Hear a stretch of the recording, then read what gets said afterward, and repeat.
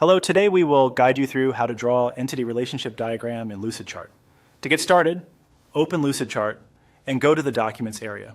This is your main workspace where you can create and manage diagrams, so it's the right place to begin if you want to build a new entity relationship diagram from scratch.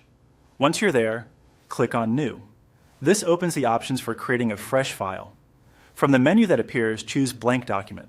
Starting with a blank document gives you a clean canvas, which is especially helpful if you want full control over how your ER diagram is organized and displayed. After the blank document opens, move to the top left of the editor and click on the search bar. This search feature helps you quickly find tools, shapes, or templates related to the kind of diagram you want to create.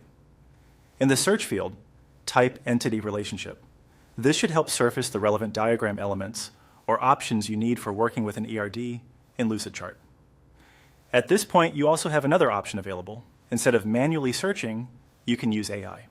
If you'd like to try that route, click on AI at the top left. This feature can help speed up the setup process and may be useful if you want Lucidchart to assist with generating a starting point for your diagram. Once the AI panel opens, generate a sample prompt.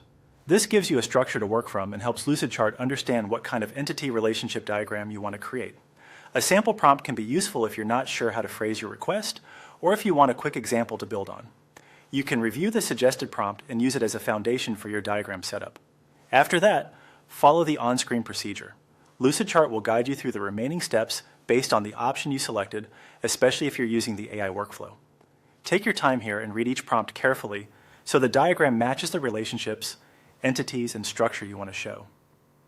As a general tip, whether you use search or AI, it helps to have a rough idea of the entities and connections you want in your diagram before you begin. That way the process feels smoother and the final layout is easier to refine. And that's how to start drawing an entity relationship diagram in Lucidchart.